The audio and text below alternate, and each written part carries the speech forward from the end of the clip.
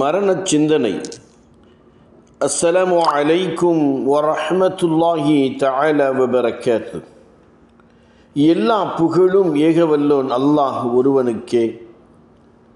சலவாத்தும் சலாமும் சாந்த நபி முஹம்மது முஸ்தஃபா நபிகள் நாயகம் முஹம்மது ஸல்லல்லாஹு அலைஹி வஸல்லம் அவர்கள் மீதும் அவருடைய குடும்பத்தினர், சத்திய சஹாபாக்கள், தாபிஈன்கள், தபா தாபிஈன்கள், இமாம்கள், நல்லடியார்கள் நம் அனைவர்கள் மீதும் உண்டாவதாக. ஆம், இன்றைய தலைப்பு மரண சிந்தனை.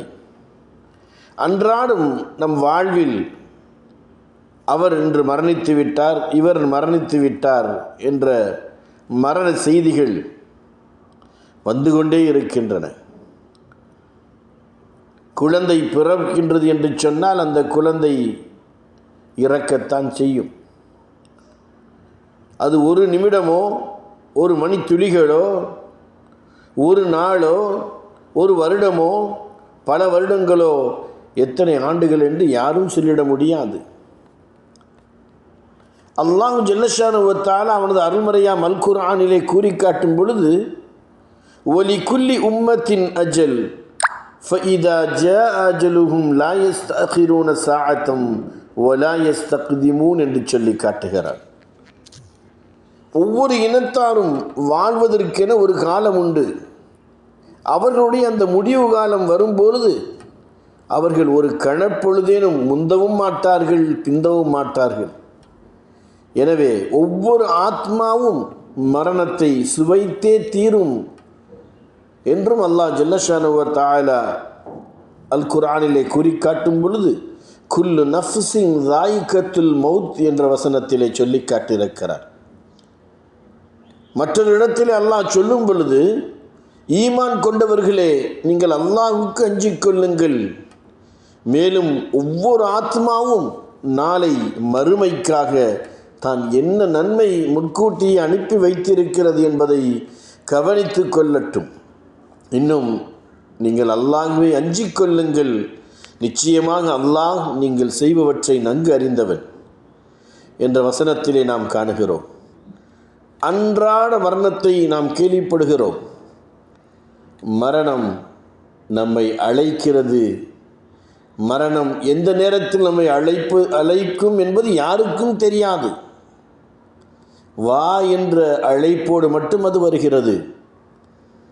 அதனால்தான் நாம் அதிகமாக மரணத்தை பற்றி சிந்திக்க வேண்டும். காரண காரியங்கள் அவசியமில்லை. ஏன் மரணித்தார்? நன்றாக தானே இருந்தார், நல்ல முறையிலே பேசிக்கொண்டிருந்தார், அவருக்கு எந்த நோயும் இல்லையே. தொழுதார், என்னோடு பேசிக்கொண்டிருந்தார், மரணித்து விட்டார். நாம் கேட்பதற்கு எந்த கேள்வியும் இல்லை. ஏனென்று சொன்னால் அவருக்கு நிர்ணயிக்கப்பட்ட நேரம் அத்தோடு முடிவடைந்து விட்டது. அவர் அல்லாஹ்விடத்திலே மீண்டு விட்டார். நாம் எல்லோரும் கேட்பது, நான் என் மரணத்திற்கு தயாரா என்பதைத்தான் கேள்வி கணையாக இன்று தொடுக்கிறோம். நாம் எப்படி வாழ்கிறோம், எப்படி பேசுகிறோம், எப்படி சம்பாதிக்கிறோம், எப்படி மன்னிப்பு கேட்கிறோம், எப்படி மன்னிக்கிறோம் என்பதை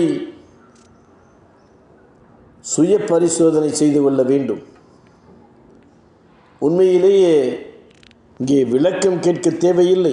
ஏனெனில் மரணத்தின் முன் வாதம் மௌனமாகிறது, அகம்பாவம் அகங்காரம் உடைகிறது, மனிதன் தனது உண்மையான நிலையை காணுகிறான்.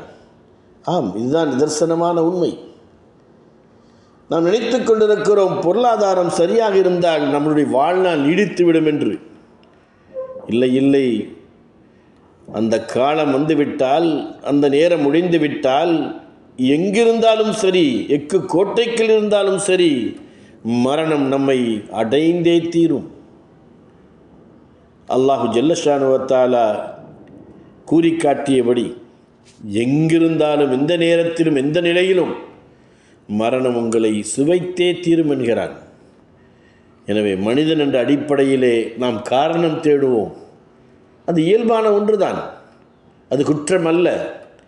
ஆனால் நாம் எப்படி வாழ்கிறோம், எவ்வாறு சம்பாதிக்கின்றோம், எவ்வாறு நாம் உணவுகளை உண்ணுகிறோம், எவ்வாறு நாம் நட்புகளை பேணுகிறோம், நாளை என்ன நடக்கும், அடுத்த நிமிடம் என்ன நடக்கும் என்பது தெரியாத மனிதர்களாக வாழ்ந்து கொண்டிருக்கக்கூடிய நாம், வலா தம்ஷி ஃபில் அர்தி மரஹா இன்னக லன் தஹ்ரிகல் அர்த வலன் தபுலுகல் ஜிபால தூலா, அகம்பாவத்தோடு ஆணவத்தோடு தானென்ற ஆதிக்கத்தோடு யாரையும் மதிக்காமல் மிதித்து வாழ்கின்றோம் என்று சொன்னால் நம்மை பார்த்து பூமி சொல்கிறது, என் மீது நீ ஆணவமாக அகம்பாவமாக நடக்காதே, ஒரு நாள் நீ என்னுள் வர இருக்கிறாய். நான் எப்படிப்பட்டவன் என்று சொன்னால் மழையையே நசுக்கி மண்ணாக்கி விடக்கூடியவன்.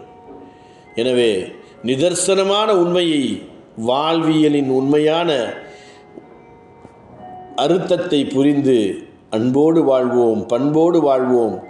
எல்லோரையும் நாம் காணும் பொழுது முகமன் கூறுவோம். அடுத்த நிமிடம் நாம் எப்படி இருப்போம் என்பது யாருக்கும் தெரியாது. மீண்டும் நாம் சந்திப்போமா, இல்லை மாஷரில் சந்திப்போமா, இல்லை ஜன்னத்தில் சந்திப்போமா என்பது யாருக்கும் தெரியாது. எனவே வல்லவனை வணங்கி வாழ்வோம், எல்லோரோடும் இணங்கி வாழ்வோம், இல்லாதாருக்கு வழங்கி வாழ்வோம். யாரெல்லாம் நம்மை விட்டு மரணித்து விட்டார்களோ அவருடைய மகுஃபிரத்திற்காக வேண்டி நாம் இறைவனிடத்தில் இருகரம் ஏந்தி, யா அல்லாஹ் அவருடைய பிழையை பொறுத்தருள்வாயாக, அவருடைய கபருடைய வேதனை விட்டும் அவரை பாதுகாப்பாயாக, அவரை சொர்க்கத்திலே உன்னதமான இடத்திலே அமரச் செய்வாயாக என்று நாம் துஆ செய்வோம். நாமும் ஒரு நாள் மரணிக்க இருக்கிறோம். இதுதான் இன்றைய மரண சிந்தனை. அஸ்ஸலாமு அலைக்கும் வரஹ்மத்துல்லாஹி தஆலா வபரகாத்துஹு.